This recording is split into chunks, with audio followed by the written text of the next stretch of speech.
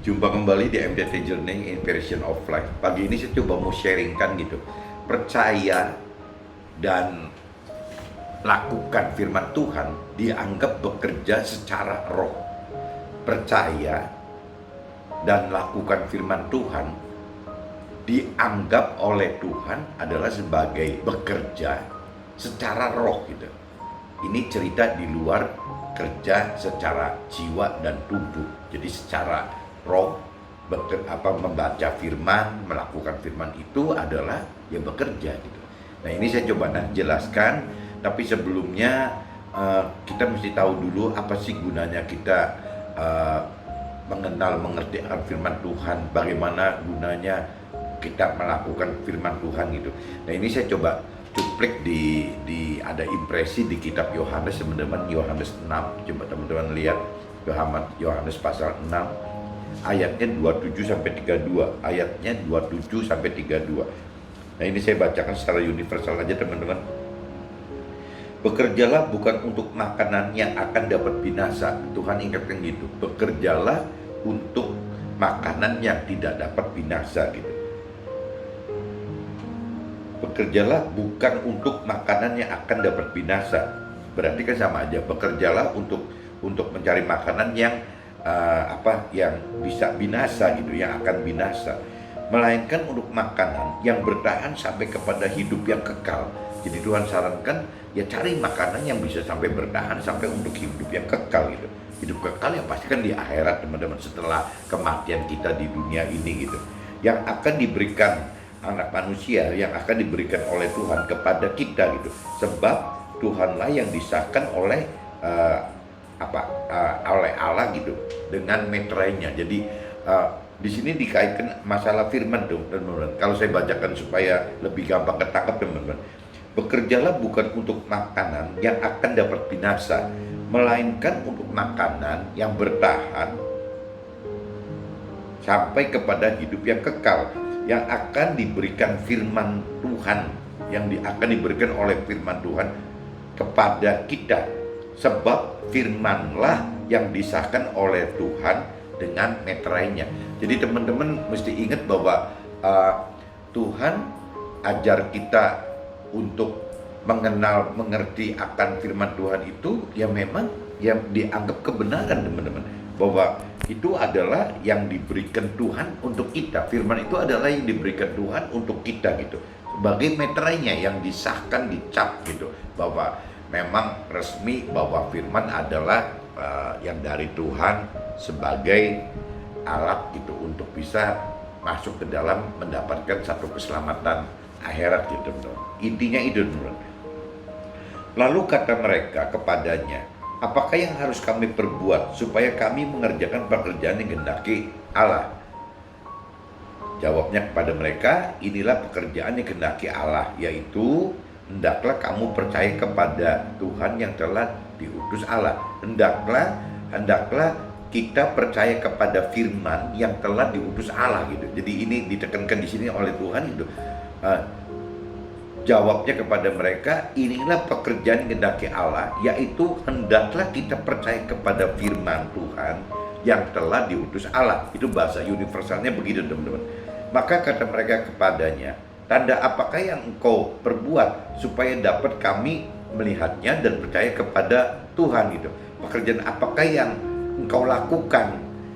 Nah, terus Tuhan jawab, nenek moyang kami, berarti nenek moyang kita nih, nenek moyang kita semua telah makan mana di padang gurun, seperti ada tertulis, mereka diberinya makan roti dari surga gitu. Nah ini cerita, kalau cerita perjalanan Nabi Musa di gurun yang 40 tahun itu Tuhan piara dengan mana gitu. Jadi makanan yang dari Tuhan, yang dari surga gitu, untuk bisa bertahan hidup selama 40 tahun, teman-teman. Jadi tetap makannya mana gitu.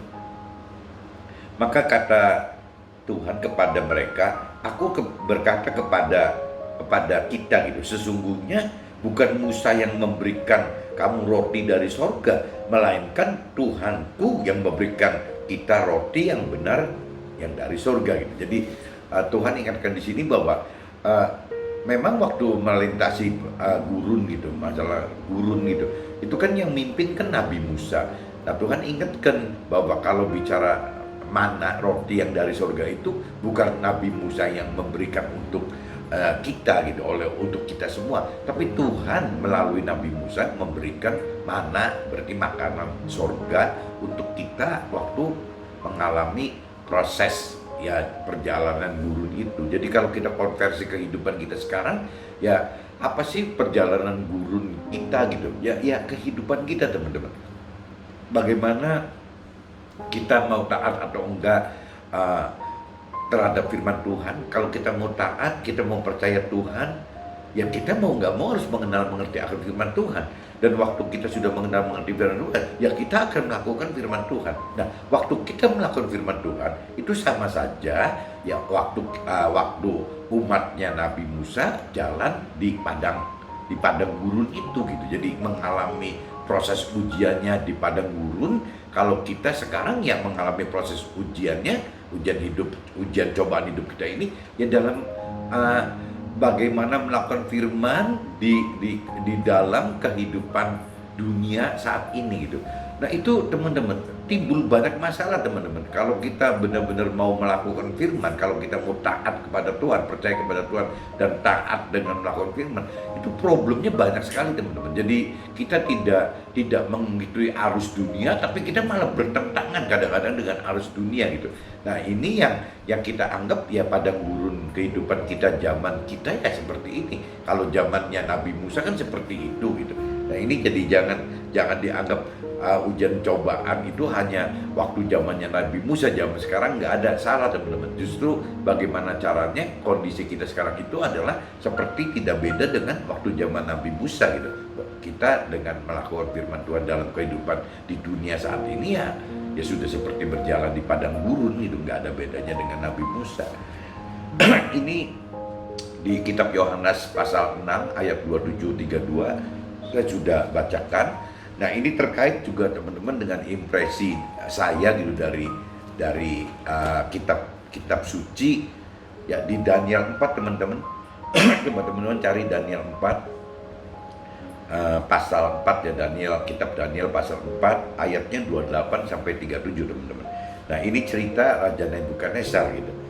Semuanya itu terjadi atas Raja Nebukadnezar, sebab setelah lewat 12 bulan ketika ia sedang berjalan-jalan di atas istana raja di Babel, berkatalah raja, bukankah itu Babel yang besar itu, yang dengan kekuatan kuasaku dan untuk kemuliaan kebesaranku telah kubangun menjadi kota kerajaan. Jadi seolah-olah Raja Nebukadnezar melihat bahwa apa yang terjadi perkembangan di Babel itu adalah dia semua gitu, oleh karena dia gitu. Pertama, Raja Nebukadnezar beranggapan seperti itu gitu. Raja belum habis bicara. Jadi waktu si raja berbicara seperti itu kepada anak buahnya, ya raja belum habis bicara ketika ada suatu suara terdengar dari langit gitu. Kepadamu dinyatakan gitu. Jadi dari langit keluar suara gitu. Kepadamu dinyatakan ya Raja Nebukadnezar bahwa kerajaan telah beralih daripadamu. Nah, waktu Raja Nebukadnezar menyatakan itu, memperkatakan itu, langsung keluar suara dari langit ya itu. Jadi bahwa kerajaan telah beralih daripadamu. Jadi ya hilang gitu. Kerajaan yang Nebukadnezar bangga-banggakan, yang dengan pomahnya katakan bahwa itu hasil jeripaya dia, itu lenyap gitu teman-teman. Nah, bagaimana cara lenyapnya gitu? Bukan lenyap karena diserang musuh gitu. Ini lenyap dari pribadinya Raja Nebukadnezar. Nah, bagaimana Tuhan bisa lenyapkan dari pribadi Raja Nebukadnezar? Kalau secara physically, secara umum, itu kan masih ada kerajaannya teman-teman. Tapi kenapa Tuhan katakan di sini beralih? Ya karena Tuhan beracara dengan pribadi gitu, pribadinya Raja Nebukadnezar gitu. Nah ini Tuhan katakan, engkau akan dihalau dari antara manusia dan tempat tinggalmu akan ada di antara binatang-binatang di padang. Kepadamu akan diberikan makanan rumput seperti kepada lembu gitu. Dan demikianlah akan berlaku atasmu sampai 7 masa berlalu. Ini kalau saya sharingkan dengan beberapa mentor rohani saya, 7 masa berlalu itu katanya 7 tahun teman-teman. Hingga engkau mengakui bahwa yang maha tinggi berkuasa atas kerajaan manusia dan memberikannya kepada siapa yang dikehendakinya gitu. Jadi ada suara dari langit yang akan mengatakan seperti itu, bahwa tampuk pimpinan kerajaannya Raja Nebukadnezar itu beralih. Maksudnya berarti kerajaannya masih ada, tapi Raja Nebukadnezar sudah tidak memerintah lagi, teman-teman. Nah ini kalau kita lanjutkan, ini kan ujungnya cuma cerita akal budinya dicabut gitu sama Tuhan, dihilangkan sehingga tidak bisa berita apa-apa. Nah dalam proses itu ya Tuhan biarkan Raja Nebukadnezar itu dikucilkan gitu, teman, dipisahkan dari istana, dari pemerintahan gitu. Jadi mungkin ditaruh di satu lokasi, di satu tempat milik kerajaan. Nah dibiarkan seperti itu karena Raja Nebukadnezar kehilangan akal budi, akhirnya jadi sudah tidak hidup seperti manusia pada umumnya, teman-teman. Apalagi jauh banget dari kehidupan seorang raja gitu. Sebagai seorang manusianya juga udah tidak, karena akal budinya dicabut gitu sama Tuhan. Pada saat itu juga terlaksanalah perkataan itu atas Nebukadnezar gitu. Dan ia dihalau dari antara manusia dan makan rumput seperti lembu, dan tubuhnya basah oleh embun dari langit, sampai rambutnya menjadi panjang seperti bulu burung Raja Wali, kukunya seperti kuku burung. Jadi waktu si Raja Nebukadnezar kehilangan akal budi, ya itu nggak ada bisa merawat diri sendiri, teman-teman. Jadi rambutnya ya udah nggak mau dipegang orang, nggak mau dicukur orang, kukunya nggak mau diguntingin orang gitu. Jadi udah seenaknya aja gitu. Ya jadi seperti di sini diumpamakan seperti rambutnya seperti bulu burung Raja Wali, dan kukunya juga seperti kukunya burung katanya gitu.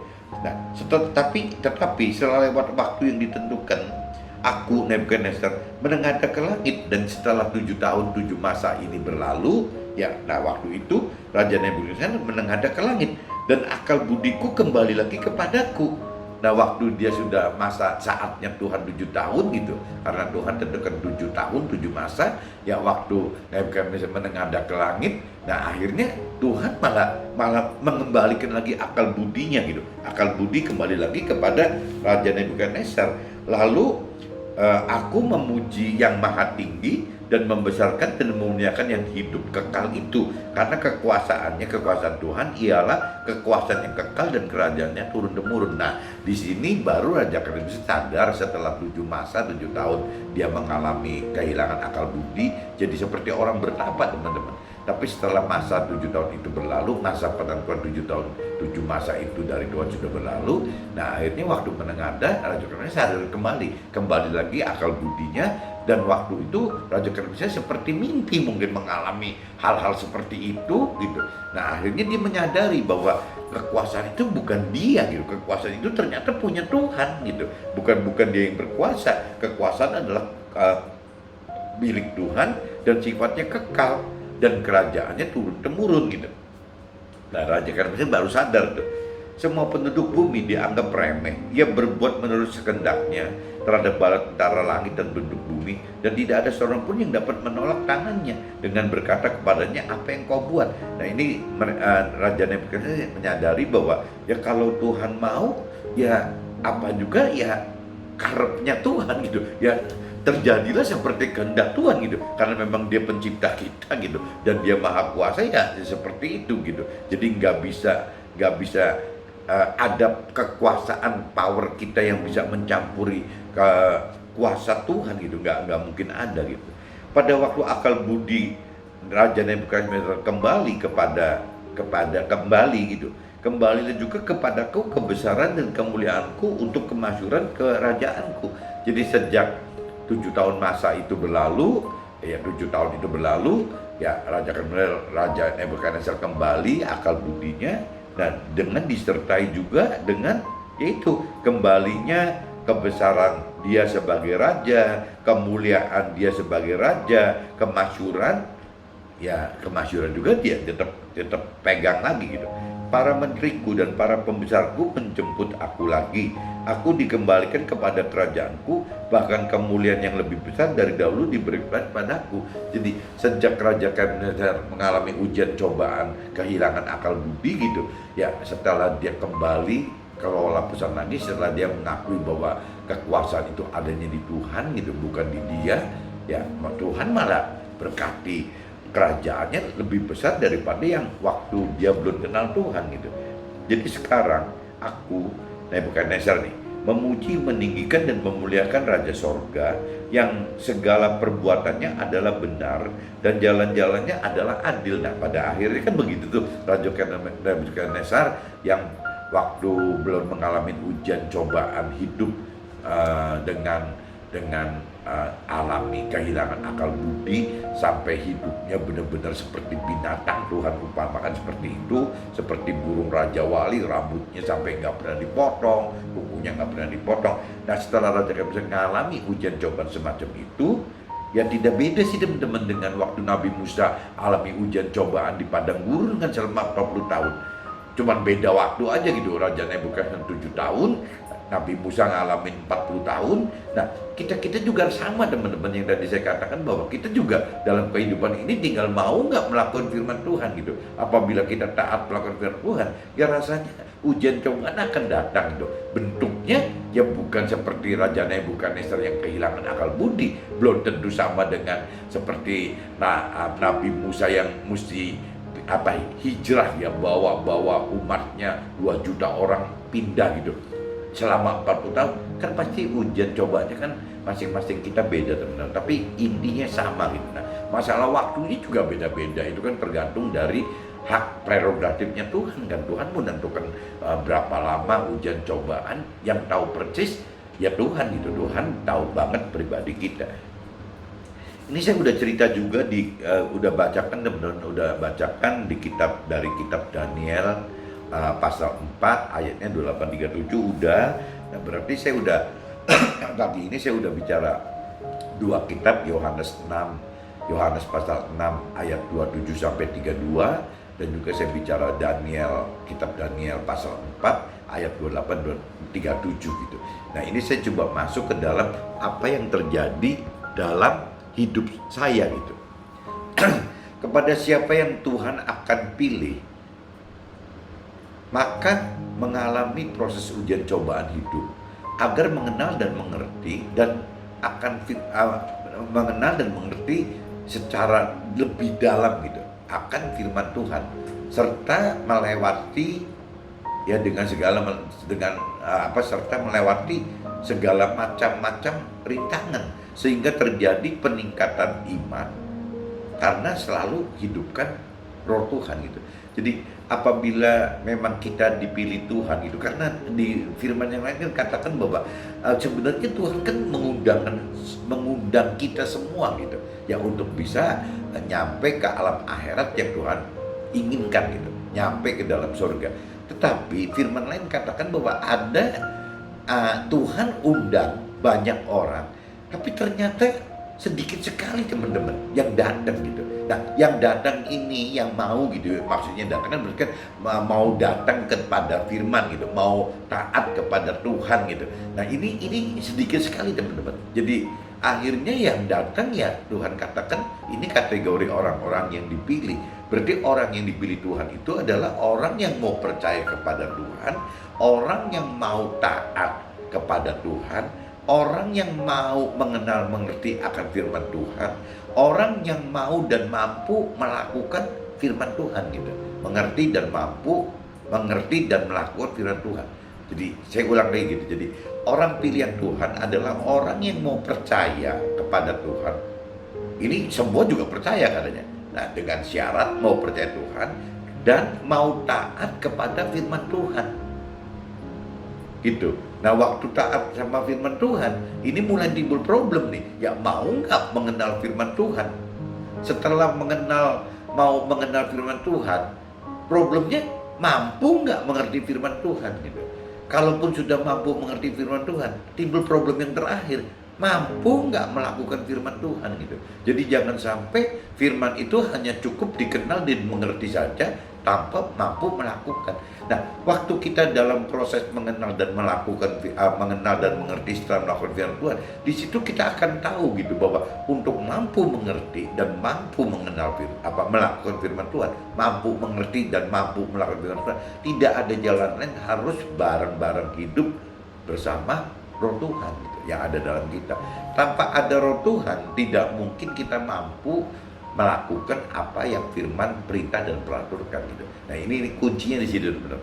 Jadi saya katakan di sini waktu kita mau taat melakukan firman Tuhan, ya timbul banyak sekali ujian cobaan. Nah yang tadi saya katakan sebelumnya kan, kalau si Raja Nebukadnezar bentuk ujian cobaannya adalah kehilangan akal budi. Tapi kalau bentuknya untuk Nabi Musa, ya itu bagaimana ngawal 2 juta orang untuk hijrah gitu. Ya itu sama aja ujian cobaan. Lah untuk kita apa? Untuk saya apa? Untuk Anda apa gitu. Jadi masing-masing orang kan beda ujian cobaannya.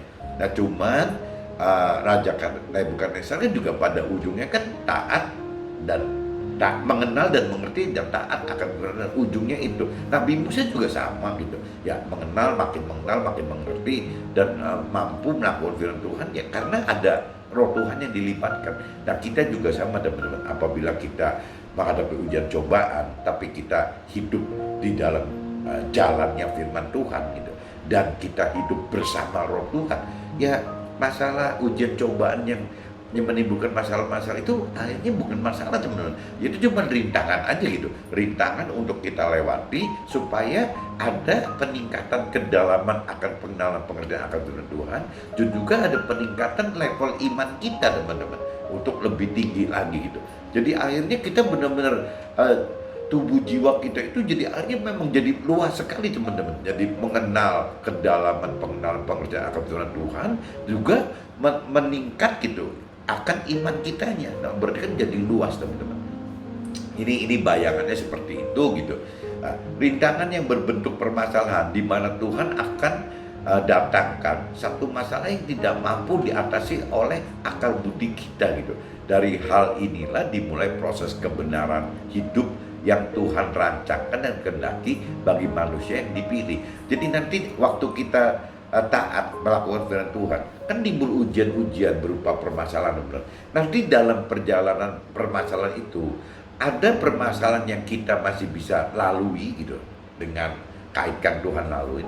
Tapi juga nanti bisa juga ada satu permasalahan yang memang kita tidak mampu benar-benar. Kita tidak mampu benar-benar menghadapinya. Sampai akhirnya kita benar-benar total berserah kepada Tuhan. Total berserah kepada Tuhan itu bentuknya macam-macam teman-teman. Ya kalau Raja Nebukadnezar itu total itu ya dengan akal budinya tidak ada. Sehingga dia benar-benar total mengalami ujian cobaan itu gitu. Proses itu dialami. Nah kalau Nabi Musa ya kan total ngandalkan Tuhan, ya teruskan. Meskipun mengeluh, menggerutu segala macam, tapi dia terus taat gitu. Nabi Musa tetap taat sampai selesai. Meskipun dia karena udah saking sebelnya, keselnya dengan umatnya gitu, sampai akhirnya ngucap yang kurang enak di mata Tuhan, di telinga Tuhan.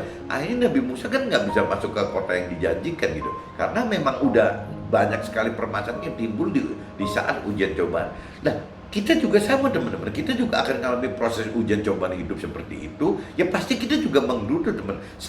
Hampir semua Nabi Ayub juga sama mengalami seperti itu. Daud juga sama mengalami seperti itu. Hampir semua teman. Jadi proses itu memang kita harus lalui gitu, untuk bisa kita masuk ke dalam perancangan dan kehendak Tuhan. Kalau tanpa ada proses itu, kita tidak bisa ya benar-benar berpegang hidup benar-benar di dalam jalannya firman Tuhan gitu.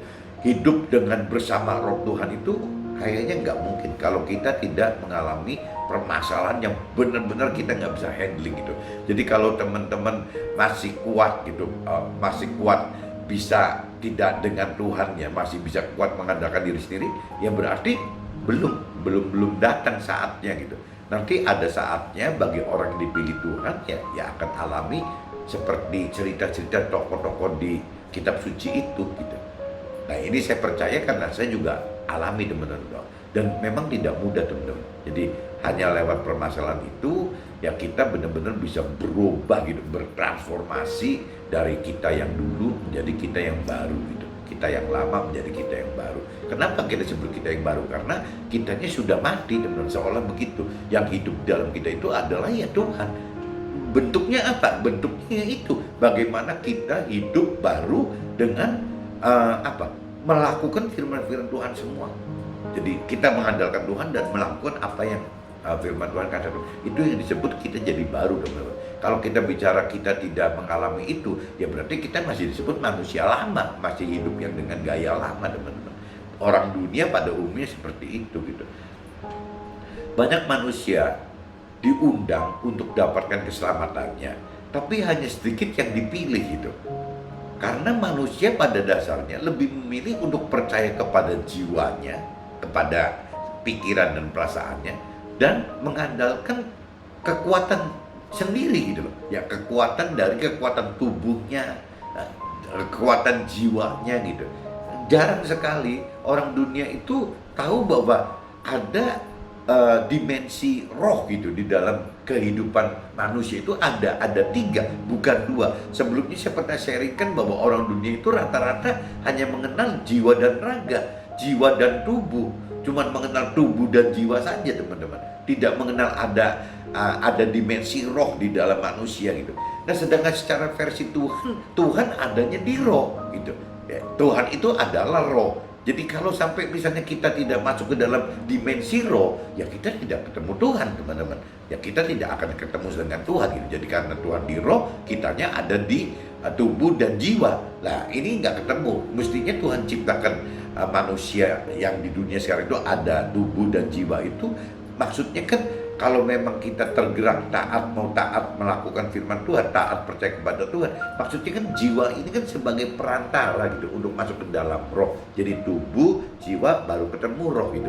Ini urusannya seperti ini, bro. Tapi ada banyak orang dunia yang tadi dikatakan yang dipilih itu hanya sedikit. Sebenarnya yang milih itu ya bukan Tuhan loh, yang milih itu kita sendiri gitu. Si manusianya yang milih, mau nggak gitu percaya Tuhan, mau nggak taat Tuhan gitu, mau nggak taat melakukan firman Tuhan. Nah, untuk bisa melakukan firman Tuhan, ya butuh menghidupkan dimensi roh manusia ini gitu.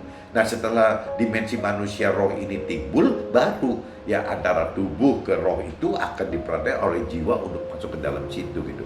Bagi yang dipilih akan diberi pengertian akan makna gitu.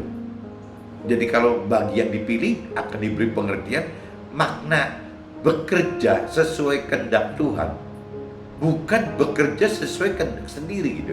Jadi yang namanya kalau kita maknain, kita misalnya pengusaha gitu atau teman-teman orang karir gitu, ya apa sih maknanya bekerja gitu? Ya kalau ternyata beda, teman-teman. Bekerja sesuai kehendak Tuhan nggak sama gitu. Bukan atau tidak sama dengan bekerja sesuai kehendak sendiri. Beda sekali. Kalau manusia pada umumnya, manusia duniawi pada umumnya, ya apa ya? Pada umumnya yang diundang tapi tidak terpilih. Jadi manusia dunia pada umumnya itu kan bekerja sesuai kehendak sendiri, bukan bekerja sesuai kehendak Tuhan gitu. Nah, ini kalau terus manusia duniawi seperti ini gitu, ya kategorinya tidak bisa terpilih dalam kategori roh gitu. Karena yang orang duniawi bawa itu hanya di unsur, di dimensi tubuh dan jiwa saja, teman-teman. Tidak masuk ke dalam dimensi roh gitu. Jadi ya otomatis tidak terpilih, teman-teman. Selama siapapun juga tidak hidupkan dimensi roh gitu di dalam manusianya, ini tidak mungkin, teman-teman, bisa bicara berlanjut urusan rohani dengan Tuhan itu. Berlanjut urusan rohani atau berlanjut dengan Tuhan. Karena Tuhan itu kembali lagi hanya ada di roh. Nah, ini manusia itu seperti itu. Kalau sampai manusia sudah bicara hidupkan 3 dimensi, tubuh, jiwa, dan roh, ya manusia itu ya akan bekerja gitu, akan hidup dan bekerja sesuai kehendak Tuhan, bukan hidup dan bekerja sesuai diri sendiri gitu. Nah, ini yang saya maksud. Jadi bedanya orang dunia dengan orang rohani itu seperti ini, teman-teman. Orang rohani itu akan hidup, dan kalau tadi saya umpamakan bekerja itu karena kita sebagai pengusaha dan teman-teman sebagai orang karir di marketplace atau di sekuler gitu. Jadi saya kan identikan dengan bekerja. Jadi hidup dan bekerja sesuai kehendak Tuhan itu berbeda dengan hidup dan bekerja sesuai kehendak sendiri gitu. Itu beda sekali, teman-teman. Kalau sudah bicara kehendak Tuhan, ya ini bicaranya parameternya berarti firman dan roh Tuhan gitu. Bekerja sesuai kehendak Tuhan adalah percaya kepada Tuhan dengan lakukan hidup sesuai perintah dan peraturan firman Tuhan gitu. Nah, ini yang ditekankan ini. Jadi, apa sih bedanya hidup dan bekerja sesuai kehendak Tuhan? Kalau cerita orang dunia, hidup dan bekerja sesuai kehendak sendiri, kan tidak ada syarat sebenarnya. Yang penting kalau pikiran perasaan kita dibawa kemana, ya sudah kita lakukan saja gitu. Tapi kalau di sini diluruskan, bekerja sesuai kehendak Tuhan adalah percaya kepada Tuhan dengan melakukan hidup sesuai perintah dan peraturan firman Tuhan. Jadi ada keterlibatan Tuhan di dalam hidup kita. Keterlibatan firman Tuhan di dalam hidup kita. Kalau orang dunia kan tidak ada keterkaitan firman Tuhan di dalam hidup mereka gitu. Mereka tidak, ya hanya jiwa mereka, kehendak mereka ya yang akan menjadikan pedoman gitu, jadi panutan. Tapi kalau kita bicara percaya kepada Tuhan dengan yaitu hidup bekerja sesuai kehendak Tuhan adalah percaya kepada Tuhan dengan lakukan hidup sesuai perintah dan peraturan firman Tuhan gitu, agar mampu melakukan firman. Ya, agar mampu melakukan firman itu maka butuh ya yang tadi menghidupkan kuasa roh Tuhan gitu, yang sebenarnya sudah Tuhan berikan kepada masing-masing kita semua. Masalahnya tinggal ada nggak yang menghidupkan roh Tuhan di dalam kita gitu. Nah, mungkin kalau pengenalan pengertian akan firman Tuhannya tidak ada, ya berarti kan kategorinya kan karena memang tidak mau gitu, tidak mau mengenal dan mengerti akan firman Tuhan. Itu yang pertama. Yang kedua, mau mengenal mengerti akan firman Tuhan tapi tidak melakukan firman Tuhan.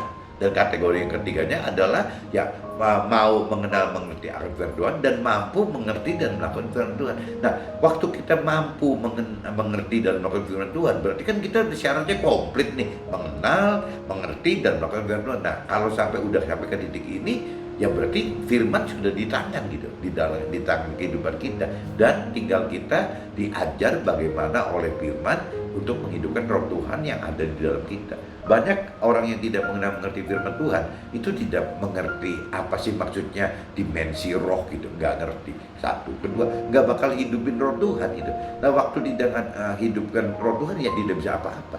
Yang namanya Nabi Musa, siapapun juga tokoh, Daud segala macam itu, apabila tidak ada roh Tuhan di dalam mereka, nggak ada power apa-apa teman-teman. Semua tidak akan punya power gitu. Nah, begitu pun dengan kita gitu. Jika kita simpulkan manusia pilihan adalah yang lulus ujian dan cobaan hidup gitu. Jadi jika kita simpulkan manusia pilihan Tuhan itu adalah yang lulus ujian dan cobaan hidup, yang lulus jadi melewati masalah ujian dan cobaan kan menimbulkan masalah. Dari masalah itu kalau kita mengandalkan Tuhan gitu, kita melakukan firman Tuhan dan hidup bersama Tuhan, ya ini disebutnya bukan masalah, jadi rintangan saja gitu. Nah, sehingga jika kita simpulkan manusia pilihan adalah yang lulus ujian cobaan hidup, sehingga hidup sesuai firman Tuhan dan mampu lakukan firman karena kekuatan roh Tuhan itu, sehingga mengerti bahwa percaya Tuhan dengan lakukan firman, percaya Tuhan dengan lakukan firman adalah dianggap pekerjaan secara roh gitu. Nah, ini coba teman-teman simak nih teman. Jadi coba percaya Tuhan teman-teman. Jadi kita percaya Tuhan gitu. Percaya Tuhan dengan melakukan firman-nya gitu. Percaya Tuhan dengan melakukan loh. Jangan cuma cukup percaya Tuhan tapi tidak melakukan firman-nya gitu. Yang benar itu adalah percaya Tuhan dengan melakukan firman-nya. Apabila kita percaya Tuhan dan melakukan firman-nya, itu sama aja dianggap pekerjaan. Bahwa itu udah dianggap pekerjaan. Kalau orang duniawi ngomong bahwa bekerja secara tubuh dan jiwa itu harus ya bekerja ke kantor gitu, ya bekerja menghasilkan sesuatu produk gitu, itu kan mungkin secara tubuh dan jiwa disebutkan bekerja gitu. Tapi kalau bicara secara dimensi roh, bekerja itu bukan seperti itu teman-teman. Bekerja secara dimensi roh itu adalah percaya Tuhan dengan melakukan firman Tuhan gitu. Itu adalah bekerja teman-teman. Nah, jadi kalau kita mau sempurna, ya harus dua-duanya teman. Bagaimana caranya? Kita bekerja secara dimensi roh dengan percaya Tuhan dan melakukan firman Tuhan, tapi juga dengan bimbingan ini gitu, dengan percaya Tuhan dan melakukan firman Tuhan akan terjadi ya bagaimana kita bekerja benar-benar nyata di dunia ini secara tubuh dan jiwa gitu. Ini, jadi kalau kita misalnya bunuh dimensi rohnya, akhirnya kita kerjakan cuma mengandalkan jiwa dan tubuh saja, tubuh dan jiwa saja teman-teman, tanpa ada dimensi rohnya gitu. Jadi hanya dimensi tubuh dan dimensi jiwa gitu. Nah, tapi kalau kita mau sempurna ya harus tiganya dilibatkan teman-teman. Bagaimana caranya kita hidupkan dimensi yang pertama urutannya kan gitu. Bagaimana kita hidupkan dimensi roh dengan percaya Tuhan dan melakukan firman Tuhan. Nah, baru yang keduanya kan bagaimana menghidupkan gitu. Ya ini jiwa kita, tubuh kita untuk melakukan kerjaan yang seperti orang dunia lakukan. Nah, cuman semua kan sudah terarah oleh roh gitu. Jadi yang namanya jiwa dan tubuh ini kan sudah terkontrol oleh dimensi roh gitu. Karena roh itu yang akan mengatur jiwa dan tubuh ini. Tapi kalau kita tanpa ada pantan roh, ya berarti ya jiwa dan tubuh kita liar teman-teman, nggak punya patokan. Nah, kalau kita dimensi rohnya hidup dan benar, bahwa kita percaya Tuhan dan melakukan firman Tuhan, otomatis tubuh dan jiwa ini sudah terkontrol teman-teman. Dia itu tidak akan menyimpang dari apa yang firman perintah dan peraturkan. Intinya gitu teman-teman. Jadi saya mungkin pagi ini coba sharingkan ini, ya mudah-mudahan teman-teman bisa nangkep bahwa sangat diperlukan untuk sempurna itu adalah percaya Tuhan dan melakukan firman Tuhan itu untuk dimensi roh. Nah, tapi pengertian percaya Tuhan dengan melakukan firman Tuhan ini karena ada di dimensi roh, kadang-kadang tidak terlalu dihargai, tidak terlalu dianggap oleh orang dunia pada umumnya, karena orang dunia tidak mengenal teman-teman. Orang dunia itu hanya mengenal jiwa raga, jiwa dan tubuh, hanya mengenal tubuh dan jiwa saja gitu. Jadi cuma dua dimensi aja, dimensi tubuh dan dimensi jiwa gitu. Nah, sedangkan kita orang-orang pilihan Tuhan harusnya ada satu dimensi lagi, adalah dimensi roh. Dan dimensi roh ini yang akan mengontrol kehidupan dimensi tubuh kita dan dimensi jiwa kita. Oke? Mungkin saya jelaskan seperti ini, saya sharingkan seperti ini, mudah-mudahan bisa tertangkap. Dan untuk yang akan datang, coba kita bicara topik-topik lain, sharing-sharing yang lain. Oke? See you, bye-bye.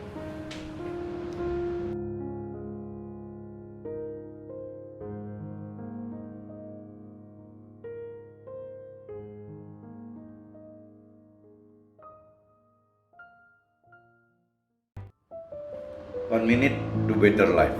Proses metamorfosa dalam kehidupan kita adalah transformasi dari tahapan kesuksesan duniawi menuju kepada keselamatan akhirat. Oke?